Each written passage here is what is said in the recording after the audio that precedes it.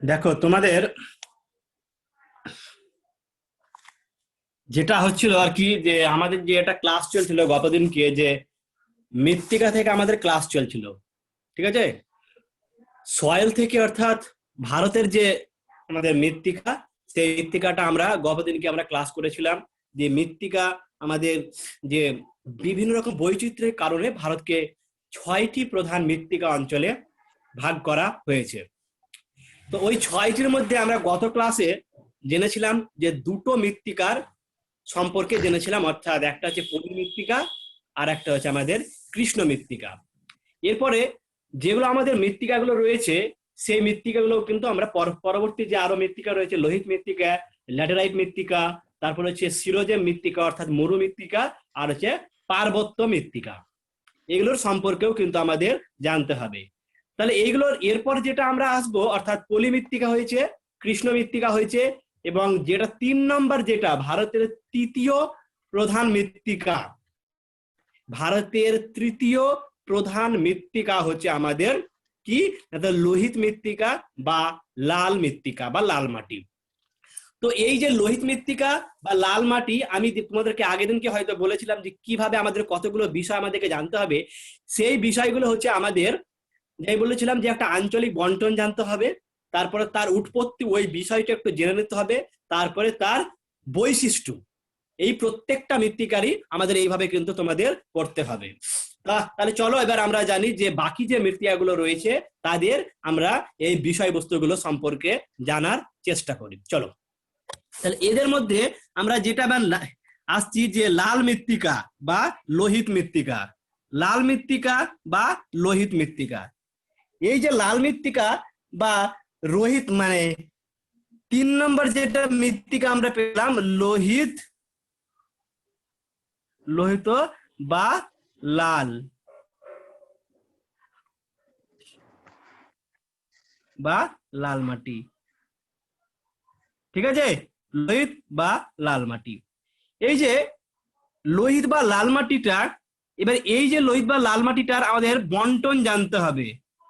Actually আমাদের কোথায় কোথায় এটা রয়েছে, এই মৃত্তিকাটা পশ্চিমবঙ্গের, অর্থাৎ ভারতের কোন কোন রাজ্য ভিত্তিক কোথায় কোথায় কোন কোন অঞ্চলে এটা রয়েছে, সেটা কিন্তু আমাদের জানতে হবে।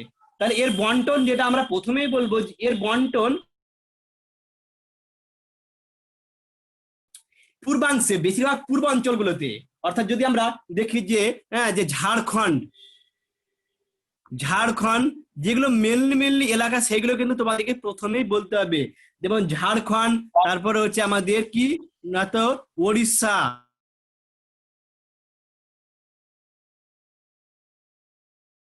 ছত্তিশগড়, ছত্তিশগড় রয়েছে। এছাড়া আমাদের কি রয়েছে না, তো যেটা আমাদের যেটা পশ্চিমবঙ্গেও, পশ্চিমবঙ্গেও কিন্তু আমাদের কিছুটা অঞ্চলেও কিন্তু রয়েছে। সেই পশ্চিমবঙ্গের কোন কোন অঞ্চলটা না, তো আমাদের বীরভূম ও বাঁকুড়া, বীরভূম ও বাঁকুড়া। তাহলে এই যে সম্পদ, ঝাড়খণ্ড, উড়িষ্যা, ছত্তিশগড় বলো, পশ্চিমবঙ্গ, বীরভূম, বাঁকুড়া, এই সমস্ত অঞ্চলগুলিতে, এছাড়া অন্যান্য রয়েছে, যেমন ধরো আমাদের মধ্যপ্রদেশের কিছুটা অঞ্চল রয়েছে, মহারাষ্ট্রের একটু পূর্বাংশ অঞ্চলটাও কিন্তু এই লোহিত মৃত্তিকা বা লাল মাটি দেখা যায়। ঠিক আছে? তাহলে এইটাই গেল তার আঞ্চলিক বন্টন। এরপরে যেটা আমাদের আসতে হবে, উৎপত্তি, উৎপত্তি। তাহলে এই যে উৎপত্তিটা, আমি উৎপত্তি অবশ্যই একটু জানতে হবে যে লাল মাটি বা লোহিত মাটি, অর্থাৎ এই অঞ্চলগুলিতে লাল মাটি বা লোহিত মৃত্তিকা কেন দেখা যায়, অর্থাৎ কেন গড়ে উঠেছে, তার উৎপত্তিটা অবশ্য আমাদের জানতে হবে। তাহলে এইখানে উৎপত্তি বলতে গেলে আমাদের কি হয়, এই যে যে যে অঞ্চলগুলোতে লোহিত মৃত্তিকা বা লাল মাটি দেখা যায়, সেগুলো কি হয়, ব্যাপক পরিমাণে কি রয়েছে বলতো আমাদের, না তো এই মাটিটা অধিক উষ্ণতা, অর্থাৎ অধিক উষ্ণতা, এবং সেই সঙ্গে কি রয়েছে না, তো আর্দ্রতাও রয়েছে, অর্থাৎ বৃষ্টিপাতও ব্যাপক হয়ে থাকে। তাহলে অধিক উষ্ণতা ও আর্দ্রতার, আর্দ্রতার প্রভাবে কি হচ্ছে বলতো, না তো এই যেগুলো শিলা, প্রাচীন শিলা, ঠিক আছে, এই মৃত্তিকা অঞ্চলের প্রাচীন শিলা অর্থাৎ ঝাড়খণ্ড, উড়িষ্যা, তারপরে পশ্চিমবঙ্গ, ছত্তিশগড়, এই অঞ্চলগুলিতে যে প্রাচীন শিলাগঠিত অঞ্চল রয়েছে, সেই প্রাচীন শিলাগঠিত অঞ্চলগুলো অধিক উষ্ণতা এবং আর্দ্রতার প্রভাবে কি হয়েছে, আবহ বিকার হয়েছে। এখানে প্রাচীন শিলা বলতে গেলে আমাদের কোন শিলাটা হবে না, তো গ্রানাইট ও নিস শিলা। গ্রানাইট আর নিস এই দুটো শিলা মূলত কি আছে বলতো না, তো এই যে অধিক উষ্ণতা এবং আর্দ্রতার প্রভাবে গ্রানাইট এবং নিস শিলাটা কি হয়েছে না, তো আবহ বিকার হচ্ছে, যান্ত্রিক ভাবে চূর্ণ বিচ্ছিন্ন হয়ে যাচ্ছে। এবং যেহেতু রাসায়নিক আবহ বিকার তেমন লক্ষ্য করা যায় না, যান্ত্রিক ভাবে যেহেতু উষ্ণতার তারতম্য এবং আর্দ্রতার তারতম্যের ফলেই এই প্রাচীন শিলাগঠিত অঞ্চলগুলো অর্থাৎ গ্রানাইট এবং নিস শিলা জাতীয় অঞ্চলগুলো কি হচ্ছে না, তান্ত্রিক ভাবে চূর্ণ বিচূর্ণ হয়ে হয়ে পরবর্তীকালে কালক্রমে কি হয়, এই মৃত্তিকায় পরিণত হয়, অর্থাৎ লোহিত মৃত্তিকায় পরিণত হচ্ছে। তাহলে এইভাবেই এই মৃত্তিকাটার উৎপত্তি হয়েছে। তাহলে যদি আমরা দেখি যে লোহিত মৃত্তিকা বা লাল মৃত্তিকা সাধারণত গ্রানাইট শিলা থেকে সৃষ্টি হয়, গ্রানাইট ও নিস জাতীয় শিলা থেকে, অর্থাৎ প্রাচীন একটা প্রাচীন ভূমিরূপ, তাতে অধিক উষ্ণতার তারতম্যের কারণে কি হয়, যান্ত্রিক ভাবে সেই ভূমিরূপটা চূর্ণ বিচূর্ণ হয়ে যায়, অর্থাৎ গ্রানাইট শিলা এবং নিস শিলা চূর্ণ বিচূর্ণ হয়ে এই শিলায় অর্থাৎ এই মৃত্তিকায় পরিণত হয়। ঠিক আছে, এরপরে যে বিষয়টা জানতে হবে আমাদের বৈশিষ্ট্য। এরপরে যে বিষয়টা আমরা আসবো বৈশিষ্ট্য। বৈশিষ্ট্য আমাদের কি রয়েছে না, তো এই আমি বলেছিলাম যে লোহিত মৃত্তিকার বৈশিষ্ট্য আমাদের কিভাবে হবে। প্রথমেই আমরা বলবো যে এর বৈশিষ্ট্যটা কি হয় না, তো এই মৃত্তিকার অর্থাৎ রংটা কিরকম, রংটা কি তোমরা প্রথমেই মনে রাখবে যে এই মৃত্তিকাতে কি হয় না, তো এই মাটিতে লোহার পরিমাণ বেশি, লোহা কণার পরিমাণ বেশি, লোহা। আচ্ছা, যদি কোনো মৃত্তিকায় লোহা কণার পরিমাণ বেশি হয় তাহলে সেই মৃত্তিকার রং কেমন হবে বলো? লাল স্যার। লাল। হ্যাঁ, গুড, লাল। তাহলে আমরা প্রত্যেকেই জানি যে আয়রন অক্সাইড নাকি, তাহলে আয়রন অক্সাইড লোহা কণার পরিমাণ বেশি থাকলে সেই মৃত্তিকার রং কি হয় না, তো লাল, লাল মাটি হয়। সেই জন্য এই মাটিকে দেখো নাম দিয়েছে লাল মাটি বা লোহিত মৃত্তিকা। অর্থাৎ বেশিরভাগই ক্ষেত্রে কিন্তু এই মৃত্তিকার রং সাধারণত লাল হয়, তবে কোনো কোনো ক্ষেত্রে ধূসর বর্ণেও হয়ে থাকে, কোনো কোনো ক্ষেত্রে ধূসর বর্ণেরও হয়ে থাকে। তাহলে 1 নম্বর বৈশিষ্ট্য এগিয়ে গেল রং। তারপরে 2 নম্বর যেটা আমরা বৈশিষ্ট্য জানবো যে এই মৃত্তিকার গ্রথন।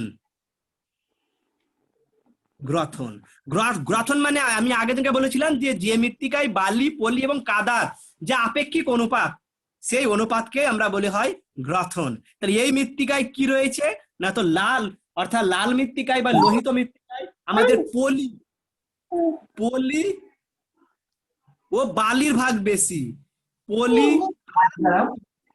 বালির ভাগ, পলি আর বালির ভাগ, এই বালি কণার ভাগ বেশি থাকায় এদের গ্রথনটা কি হয়, সূক্ষ্ম নয়, গঠনটা সেরকম ভালো নয়। আর এদের অর্থাৎ আমাদের দেখ পলি এবং কাদা এই বালির ভাগ বেশি থাকায় এই মৃত্তিকার কি হয়, জল ধারণ ক্ষমতা কম হয়।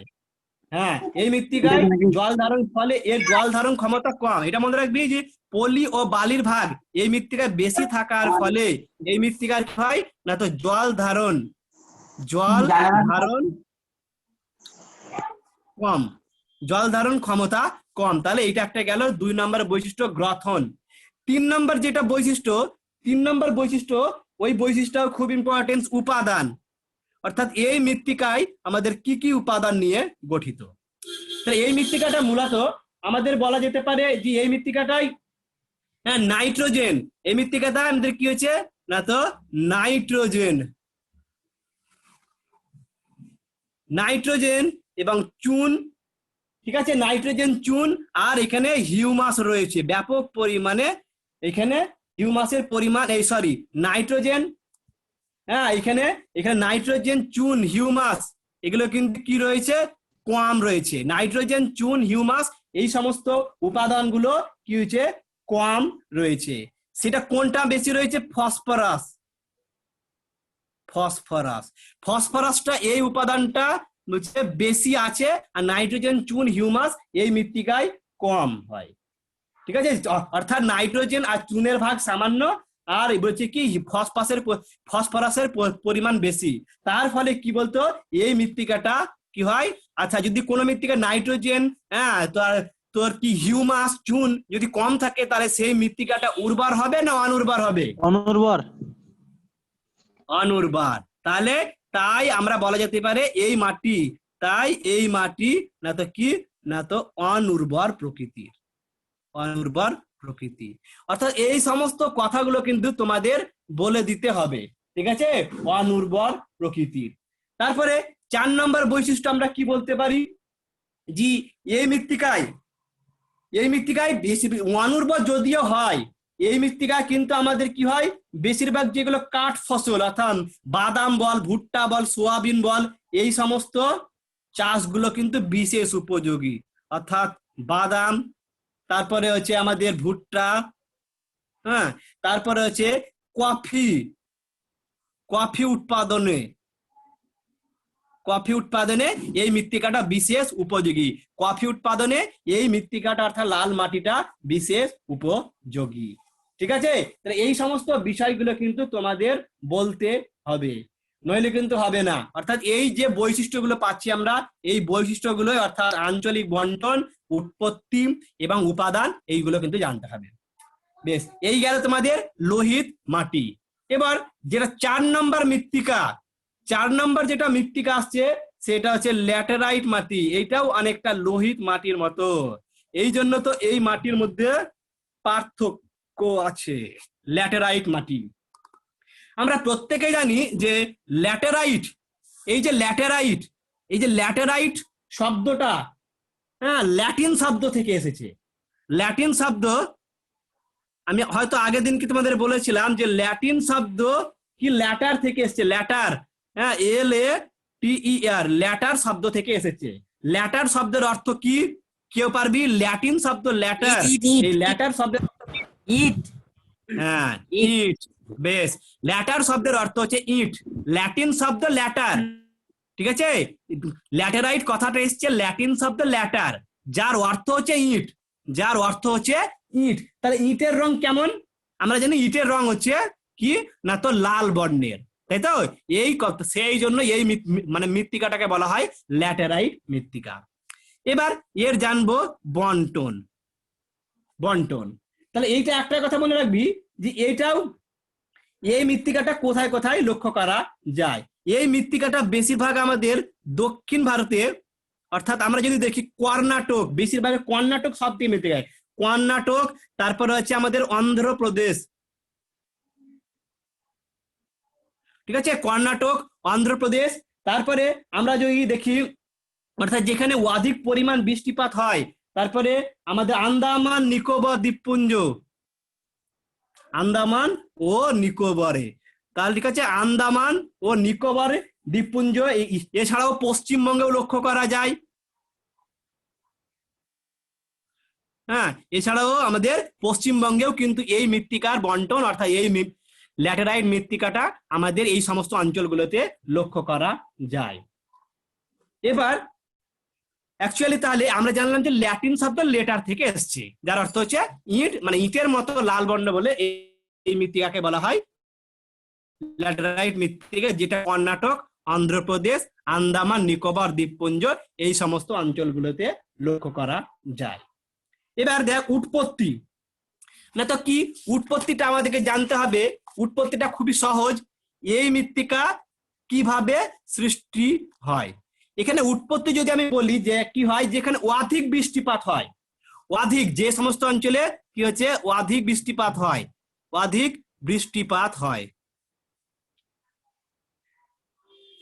বৃষ্টিপাত যুক্ত অঞ্চলগুলিতে, তাহলে কি হয়, যখন এই মৃত্তিকায় ধর অধিক বৃষ্টিপাত হলো এবং অধিক বৃষ্টিপাতের ফলে কি আবহাওয়া বিকার ঘটলো, কোন একটা প্রাচীন শিলাস্তর, হ্যাঁ, প্রাচীন শিলাস্তর আবহাওয়া বিকার ঘটলো, এবং বৃষ্টিপাতের ফলে কি হয়, এই শিলা থেকে কি হয়েছে না তো এই শিলার ওপর স্তর থেকে বিভিন্ন রকমের ক্ষারকীয় পদার্থ, যেমন বল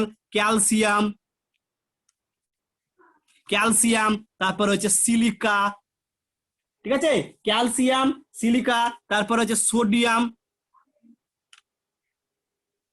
এই যে সোডিয়াম, ক্যালসিয়াম, সিলিকা, সোডিয়াম, এই সমস্ত এই সমস্ত ক্ষারকীয় পদার্থগুলো কি হচ্ছে বলতো, এই সমস্ত ক্ষারকীয় পদার্থ অধিক বৃষ্টিপাতের ফলে এই অঞ্চল থেকে কি হয়, লিচিং প্রক্রিয়া অর্থাৎ ধৌত প্রক্রিয়া ধুয়ে দিয়ে বা দ্রবীভূত হয়ে এই মানে মানে প্রাচীন উচ্চভূমি থেকে সেগুলো অপসারিত হয়, অর্থাৎ মৃত্তিকা থেকে, অর্থাৎ শিলাস্তর থেকে ক্যালসিয়াম বল, সিলিকা বল, সোডিয়াম বল, পটাশিয়াম বল, এই সমস্ত ক্ষারকীয় পদার্থগুলো অধিক বৃষ্টিপাতের ফলে শিলাস্তর থেকে এগুলো অপসারিত হয়ে যায়।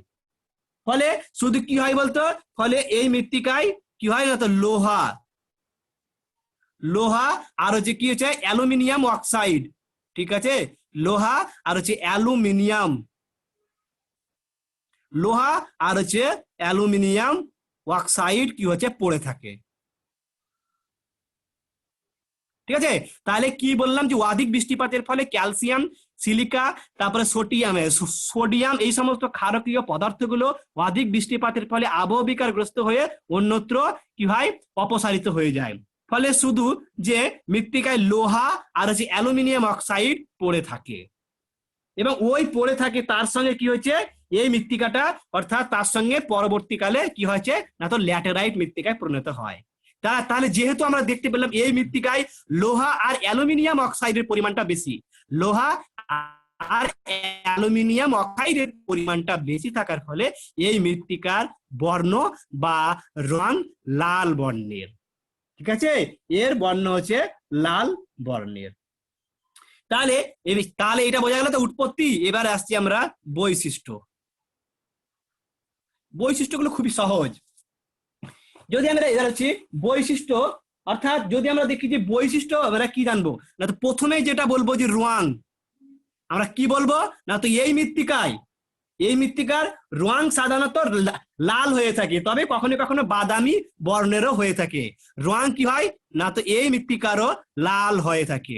কেন না, তো লোহা এবং অ্যালুমিনিয়াম অক্সাইডের প্রাধান্যের জন্য, যেহেতু এই মৃত্তিকায় লোহা ও অ্যালুমিনিয়াম অক্সাইডের প্রাধান্যের ভাগ বেশি থাকে, সেই জন্য এই মৃত্তিকার রং লাল এবং কোনো কোনো ক্ষেত্রে বাদামি বর্ণেরও হয়ে থাকে।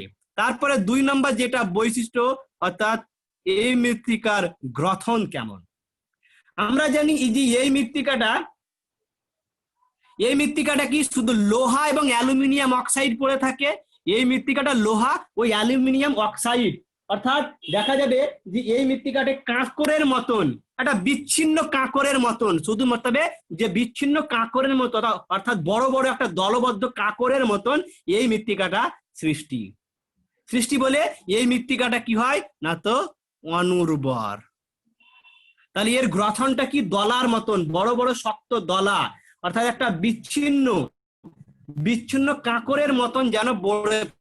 ঠিক আছে, এই যে একটা মৃত্তিকা বিচ্ছিন্ন কাঁকর, সেই কাঁকর গুলো যেন একটা বিচ্ছিন্ন অবস্থায় পড়ে আছে, এই মৃত্তিকাটার গ্রথন হচ্ছে এরকম। তার ফলে জল ধারণ ক্ষমতা সেইভাবে থাকে না, এবং এই মৃত্তিকাটা সেই জন্য অনুর্বর প্রকৃতির। ঠিক আছে, এই জন্য এই মৃত্তিকাটা অনুর্বর প্রকৃতির। তারপরে 3 নম্বর যেটা বৈশিষ্ট্য আমাদের কি হচ্ছে, উপাদান। আমরা এখনই জানলাম উপাদান, এই মৃত্তিকাটা কি হয়েছে না, তো আমাদের এই মৃত্তিকাটা ফেরাস বা লোহা রয়েছে, তাই তো। তারপরে আমাদের কি রয়েছে, অ্যালুমিনিয়াম, তারপরে রয়েছে কি ম্যাঙ্গানিজ। এই সমস্ত পদার্থগুলো, এই সমস্ত খনিজ পদার্থগুলো এই মৃত্তিকায় বেশি পরিমাণ থাকে, অর্থাৎ এগুলো আমরা উপাদান হিসেবে বলতে পারবো।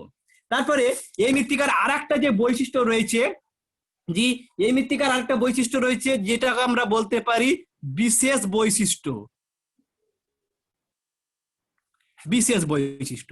তাহলে এই যে বিশেষ বৈশিষ্ট্য কি না, তো বিশেষ বৈশিষ্ট্য যেহেতু এটা আমাদের কি রয়েছে মাটিতে জল থাকলে এটা কিন্তু থকথকে হয়। যখন আমরা মাটিতে যখন জল থাকে তখন কি অনেকটা কৃষ্ণ মৃত্তিকার মতন, যে যখন জল থাকলে এই মৃত্তিকাটা কি হয় না, তো থকথকে হয়। এটা একটা বিশাল বৈশিষ্ট্য। যখন এই মৃত্তিকায় যখন জল থাকে তখন এই মৃত্তিকাটা থকথকে হয়ে থাকে। আবার যদি জল না থাকে, অর্থাৎ যদি শুকিয়ে গেলে তখন ইটের মতন শক্ত হয়, অর্থাৎ শুকিয়ে গেলে ইটের মতো শক্ত হয়। ঠিক আছে, শুকিয়ে গেলে ইটের মতো শক্ত।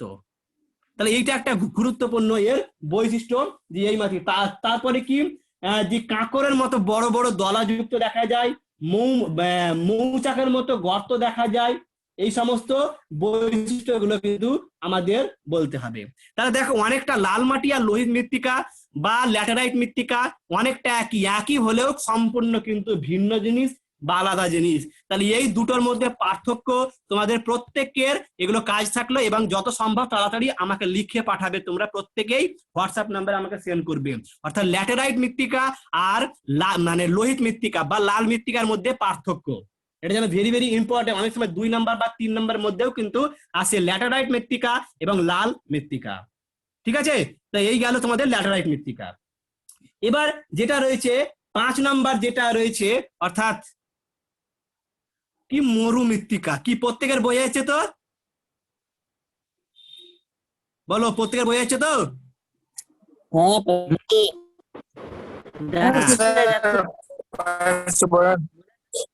যাচ্ছে স্যার।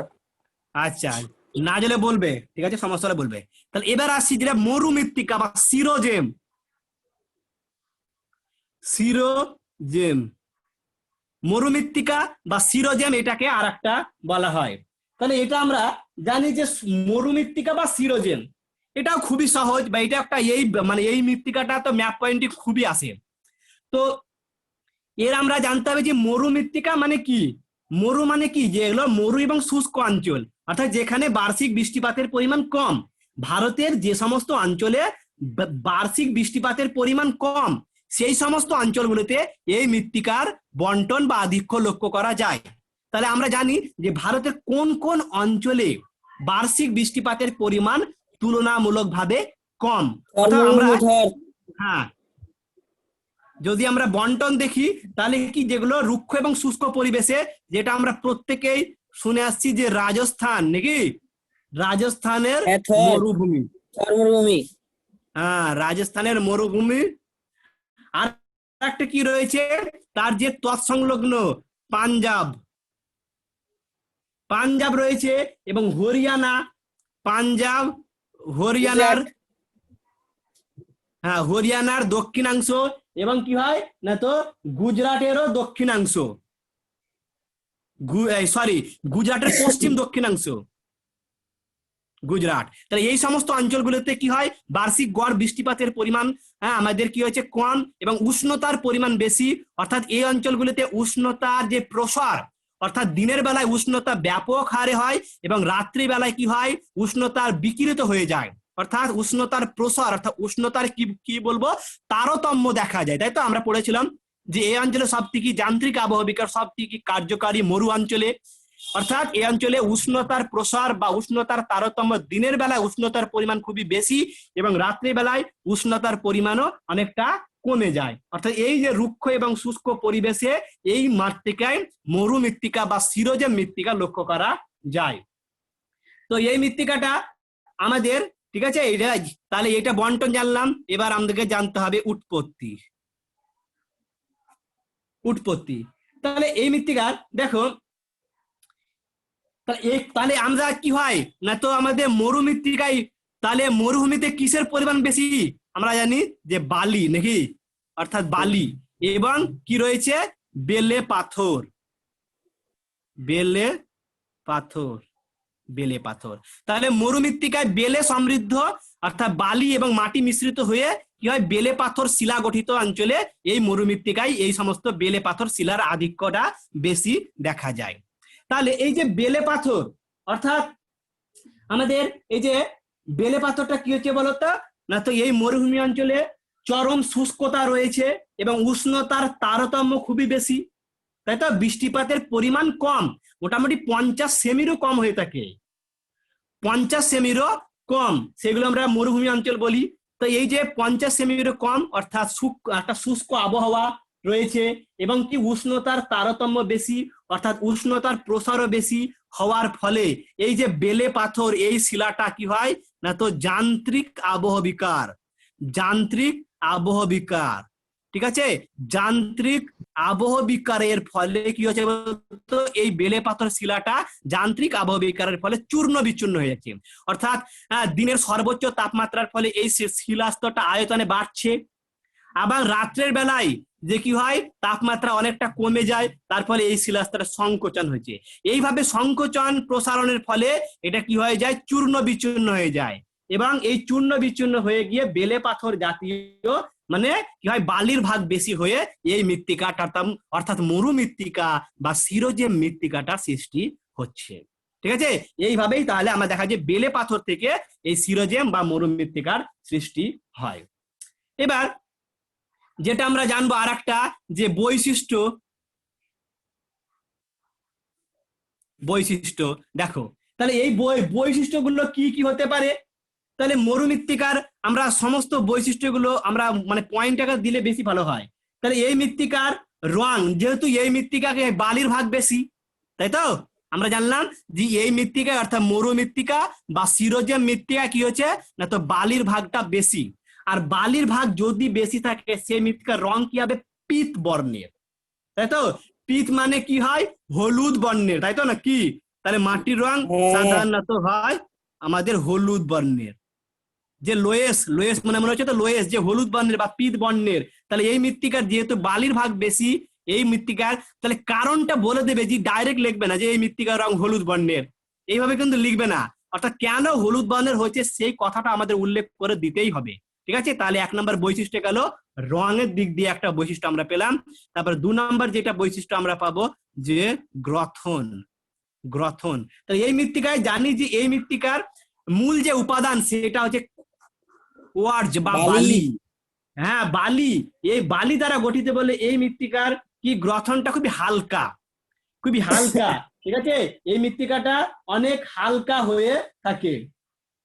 আর হালকা বলে বলে এই মৃত্তিকার কি হয়, জল ধারণ ক্ষমতা কিন্তু অনেক কম হয়ে থাকে। তাহলে এই মৃত্তিকার গ্রথন শুধু বালি দ্বারা গঠিত হওয়ার ফলে এই মৃত্তিকার কি হয়, গ্রথনটা হালকা এবং জল ধরে রাখতে সেই রকম পারে না। বোঝা গেল, সেই জন্য এই মৃত্তিকাটা কি হচ্ছে বলতো। তারপরে তাহলে আমরা গ্রথন জানলাম, নেক্সট যেটা বৈশিষ্ট্য আছে, হ্যাঁ, তাহলে এই মৃত্তিকা আমাদের কি হয় বলতো, তো এই মৃত্তিকাটা কি হবে, আম্লিক হবে না ক্ষারকীয় হবে, অর্থাৎ লবণাক্ত হবে না এখানে তোমাদের ক্ষারটা বেশি থাকবে, লবণাক্ত। হ্যাঁ, অর্থাৎ এই মৃত্তিকা তাহলে আর একটা বৈশিষ্ট্য বলে যে এই মৃত্তিকাটা কি হচ্ছে বলতো, এই মৃত্তিকাটা আমাদের কি হচ্ছে না, তো এখানে বাষ্পীভবনের পরিমাণটা খুবই বেশি নাকি, মরু অঞ্চলে বাষ্পীভবনের পরিমাণটা খুবই বেশি। এর ফলে এই মৃত্তিকায় যে ক্যালসিয়াম বলো, হ্যাঁ, অর্থাৎ এই মৃত্তিকায় ক্যালসিয়াম, তার এই যে ক্ষারকীয় পদার্থগুলো, তারপরে পটাশিয়াম, ক্যালসিয়াম, পটাশিয়াম, তারপরে আর একটা আছে আমাদের কি না, তো সোডিয়াম, যে এই সমস্ত কি হয় ভাগটা বেশি থাকে। আর এই ভাগগুলো বেশি থাকার ফলে অধিক বাষ্পীভবনের ফলে এই মৃত্তিকাগুলো কি হয় না, তো এগুলো কি আমাদের না, তো অনুস্রবণ, যে ক্যাপিলারি পদ্ধতিতে নিচের স্তর থেকে ওপরের দিকে জলগুলো অপসারিত হয়ে যায়। তার ফলে যে আমাদের যে লবণাক্ত পদার্থগুলো ক্যালসিয়াম বলো, পটাশিয়াম বলো, সোডিয়াম বলো, এগুলো মৃত্তিকার উপরের স্তরে সঞ্চিত হয়ে যায়। তার ফলে এই মৃত্তিকাটা কি হয় না, তো লবণাক্ত প্রকৃতির হয়। তারপরে কি বলতো, এই মৃত্তিকায় কি হয়, এই মৃত্তিকায় আমাদের বৃষ্টিপাতের পরিমাণ কম, তাই তো, বৃষ্টিপাতের পরিমাণ কম। তারপরে কি হয়, বালির ভাগ বেশি, তার ফলে কি হয়, তারপর রুক্ষ শুষ্ক মানে একটা আবহাওয়া বা তাপমাত্রা বা পরিবেশ বলা যেতে পারে। তার ফলে এই মৃত্তিকায় কি হয়, গাছ থাকে কি, এই মৃত্তিকা উদ্ভিদহীন। আর যদি কোনো মৃত্তিকায় গাছ না থাকে তাহলে সেখানে জৈব পদার্থ থাকবে না, উদ্ভিদহীন থাকবে না। গুড, তাহলে এই মৃত্তিকায় যেহেতু আমাদের উদ্ভিদহীন, তাহলে কি বলছে তারপরে, তাহলে জৈব পদার্থ থাকে না। তাহলে এইটা একটা গুরুত্বপূর্ণ বৈশিষ্ট্য। তারপরে এই মৃত্তিকাটা অনুর্বর, ঠিক আছে, এই সমস্ত বৈশিষ্ট্যগুলো কিন্তু আমাদের জানতে হবে। অনেক সময় 2 নম্বরের কোশ্চেন পড়বে, মরু অঞ্চলের মাটি লবণাক্ত কেন, অর্থাৎ মরুভূমিতে আমরা বৃষ্টিপাত কম হচ্ছে কিন্তু বাষ্পীভবনের পরিমাণ বেশি, আর বাষ্পীভবনের কারণের বেশি ফলে যে কৌশিক প্রক্রিয়া, আমি আগের দিন বলছিলাম যে ক্যাপিলারি অর্থাৎ নিচের স্তর থেকে ওপরের দিকে যে নিচের যে লবণাক্ত গুলো সেটা অভ্যন্তরের দিকে অর্থাৎ ভূপৃষ্ঠে আমাদের ক্রমাগত উঠে আসে। এই প্রক্রিয়াটাকে বলে ক্যাপিলারি। এই প্রক্রিয়ায় যে তোমার যে লবণাক্ত পদার্থগুলো অর্থাৎ সোডিয়াম, ক্যালসিয়াম, পটাশিয়াম, এই সমস্ত পদার্থগুলো মৃত্তিকার উপর স্তরে জমা হয়, ফলে মাটিটা লবণাক্ত প্রকৃতির হয়। ঠিক আছে, এটা গেল আমাদের তোমার সিরোজেম বা লবণাক্ত মাটি। এবার যেটা আমাদের লাস্ট যেটা আছে পার্বত্য মৃত্তিকা। পার্বত্য মৃত্তিকা, দেখো আমার নাম দেখে কিন্তু বুঝতে পারছি যে পার্বত্য মৃত্তিকা মানে কি হয়। পার্বত্য মৃত্তিকা মানে দেখো এই মৃত্তিকাটা যদি আমি বলি তোমার পার্বত্য, তাহলে এখানে সব থেকে কম কিন্তু মরু মৃত্তিকার পরিমাণ কিন্তু সব থেকে কম। এটা কিন্তু মনে রাখবে, মরু মৃত্তিকার ভারতে সব থেকে মরু মৃত্তিকার পরিমাণ সব থেকে কম। এবার পার্বত্য মৃত্তিকা মানে কি হয়, ভারতের পার্বত্য অঞ্চলগুলোতে, ভারতের পার্বত্য অঞ্চলগুলো আমরা প্রত্যেকেই জানি যে আমাদের যেটা ভারতের যে উত্তরে কি রয়েছে, আমাদের যে একটা ধনুকের মতো হিমালয় পর্বত রয়েছে, তাই তো, এবং দক্ষিণে যে আমাদের কি রয়েছে পশ্চিম ঘাট পর্বত বলো, তারপরে আমাদের যেটা কি রয়েছে নীলগিরি পর্বত বলো, পশ্চিম ঘাট পর্বত, এই সমস্ত বনভূমি অঞ্চলে এই পার্বত্য বা অরণ্য মৃত্তিকা লক্ষ্য করা যায়। অর্থাৎ পশ্চিম ভারতের পার্বত্য অঞ্চলগুলোতে, ভারতের হিমালয় বলো, পশ্চিম ঘাট, নীলগিরি পর্বতের যে বনভূমি অঞ্চলগুলোতে রয়েছে, সেই বনভূমি অঞ্চলগুলোতে এই মৃত্তিকাটা অর্থাৎ এই পার্বত্য মৃত্তিকাটা লক্ষ্য করা যায়। তাহলে পার্বত্য মৃত্তিকার বন্টন জানলাম। এবার উৎপত্তি দেখো, উৎপত্তিটা আমাদের এইটাও খুবই সহজ। না তো কি বলবে, না তো আমাদের কি হয় যে পার্বত্য অরণ্যে যে হিমালয় পর্বতের অরণ্য যে রয়েছে, তারপর নীলগিরি পর্বতের যে অরণ্যগুলো রয়েছে, সেই অরণ্যের কি হয় ডালপালা, এটা হচ্ছে পটজল মৃত্তিকার একটা উদাহরণ। ডালপালা বলো, তারপরে কি বলবো, তারপরে পাতা বলো, তারপরে লতা বলো, তারপরে ফুল বলো, ফল বলো, এই সমস্ত পদার্থগুলো কি হয় না তো কি হয় না তো এই সমস্ত পদার্থগুলো উদ্ভিদ থেকে বা গাছ থেকে শিলার উপরে পড়ছে এবং শিলার সাথে কি করছে বিক্রিয়া ঘটাচ্ছে। কোন বিক্রিয়া? রাসায়নিক বিক্রিয়া ঘটাচ্ছে। বৃষ্টিপাত তার সঙ্গে বৃষ্টিপাত যুক্ত হয়ে অর্থাৎ সে মানে উদ্ভিদের ডালপালা বলো, পাতা বলো, লতা বলো, ফুল বলো, ফল বলো, এই সমস্ত পদার্থগুলো কি হচ্ছে শিলার উপরে পড়ছে এবং শিলার সঙ্গে কি রাসায়নিক বিক্রিয়া করে এবং তার সঙ্গে জৈব পদার্থ যুক্ত হয়ে, খনিজ পদার্থ যুক্ত হয়ে এই পার্বত্য মৃত্তিকা বা অরণ্য মৃত্তিকাটা আমাদের সৃষ্টি হচ্ছে বা উৎপত্তি হচ্ছে। অর্থাৎ এই মৃত্তিকাকে বলা হয় পটজল মৃত্তিকা। পটজল, পট দন্তিসলা, পটজল মানে মানে উজ্জ হয়ে যাবে, পটজল মৃত্তিকা। ঠিক আছে, এটা হচ্ছে আমাদের আম্লিক মৃত্তিকা, অর্থাৎ এখানে আমাদের অ্যাসিডের পরিমাণ বেশি রয়েছে। তাহলে এইটা গেল পার্বত্য মৃত্তিকার উৎপত্তি। এর রং কেমন হয়? এর রং মনে রাখবে ধূসর বর্ণের হয়ে থাকে। বৈশিষ্ট্য মানে এর রং ধূসর বর্ণের, জল ধারণ ক্ষমতা কম বলে এই মাটিও অনুর্বর, এর গ্রথনটা স্থূল মানে মানে ধর মোটা, অর্থাৎ ধর মোটা মোটা নুড়ি বালি এই সমস্ত পদার্থগুলো বেশি। তারপরে কি হয় জৈব পদার্থের পরিমাণ বেশি, পটাশ ও ফসফরাসের পরিমাণ কম, এই সমস্ত বৈশিষ্ট্যগুলো কিন্তু তোমাদের বলতে হবে। তাহলে এই গেল তোমাদের বাকি যে মৃত্তিকাগুলো ছিল তাদের আমি এইভাবে তোমাদের বৈশিষ্ট্য এবং উৎপত্তি বন্টন গুলো করতে হবে। বোঝা গেল প্রত্যেকের? কারো কোনো সমস্যা? কারো কোনো কোশ্চেন আছে? তাহলে মৃত্তিকা থেকে মৃত্তিকা কিন্তু টোটালি আমাদের হয়ে গেল। বলো প্রত্যেকের।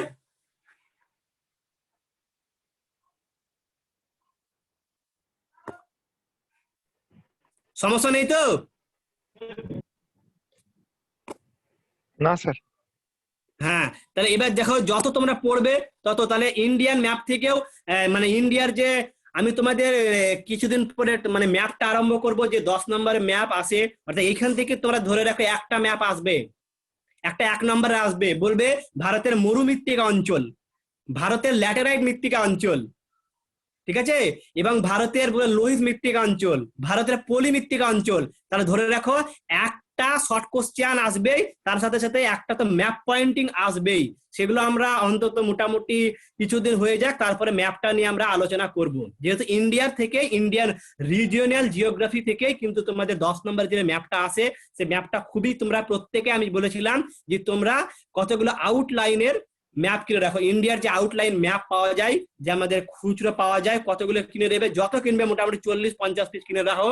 আমরা প্রত্যেক দিন আমরা এই মানে কিছু কিছু আমাদের ক্লাসটা এই মানে আগিয়ে যাক, তারপরে কিন্তু তোমরা এখন ওগুলো প্র্যাকটিস করবো। ঠিক আছে, বোঝা গেল প্রত্যেকের? তোমরা কিন্তু এখন মানে ম্যাপ গুলো কিনে রাখো, বাড়িতে যেন থাকে। তারপরে এক একদিন আমরা এক একটা প্র্যাকটিস করব। ভূপ্রকৃতি, নদ নদী বলো, জলবায়ু থেকে আসবে, মানে আমরা আঞ্চলিক ভূগোল থেকে, ইন্ডিয়ান থেকে 10 নম্বরের ম্যাপ আসবেই, কোনো অল্টারনেটিভ থাকবে না। ম্যাপটা ভালো করে প্র্যাকটিস করতে হবে এবং দেওয়ালে টাঙিয়ে রাখতে হবে। আমি ওই সমস্ত বিষয় আমি পরে বলবো। তো যাই হোক, তাহলে আজকে আমাদের ইন্ডিয়ান যে সয়েলটা অর্থাৎ ভারতের মৃত্তিকাটা আমাদের হলো, এই নিয়ে কারো কোনো কনফিউশন তারা নেই, ভালো করে পড়ো। এরপর নেক্সট ক্লাস আমাদের যেটা রয়েছে ভারতের স্বাভাবিক উদ্ভিদ, আমরা পড়বো। ঠিক আছে, বোঝা গেল প্রত্যেকের?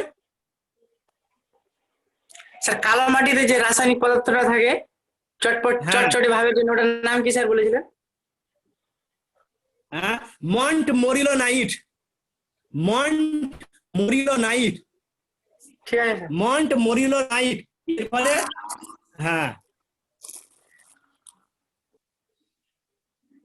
দেখো, ভালো করে কিন্তু লিখতে হবে বৈশিষ্ট্যগুলো খুব সুন্দর করে, এখানে সহজ। ইন্ডিয়ান মাটি ভালো করে মন দিয়ে পড়বে, সহজ। আর আমি তো বললাম যে এখান থেকে ভারতের কেমন করে কোশ্চেন আসতে পারে। লাল মাটি ল্যাটেরাইটের মধ্যে পার্থক্য অবশ্যই করে রাখবে। তারপর 2 নম্বর, যে মরু অঞ্চলের মাটি লবণাক্ত কেন, পার্বত্য মৃত্তিকার মাটি আম্লিক কেন, এই সমস্ত গুলো কিন্তু করে রাখতে হবে। ঠিক আছে, বা পলিমৃত্তিকা কেন সব থেকে বেশি ভারতে পলিমৃত্তিকা দেখা যায় 2 নম্বরের মধ্যে, এগুলো বেশিরভাগ দেয়। তারপরে বৈশিষ্ট্য তো দিতেই পারে গতানুগতিক, যে ভারতের মৃত্তিকাকে শ্রেণী বিভাগ করে যে কোনো 2টি মৃত্তিকার বৈশিষ্ট্য লেখো। অনেক সময় এই সময় আসে, মানে কোশ্চেন ফলো করলে তোমরা কোশ্চেনের যে প্যাটার্ন বা স্ট্যান্ডার্ড গুলো তোমরা প্রত্যেকেই বুঝতে পারবে। বোঝা গেল? আর কারো কোনো সমস্যা?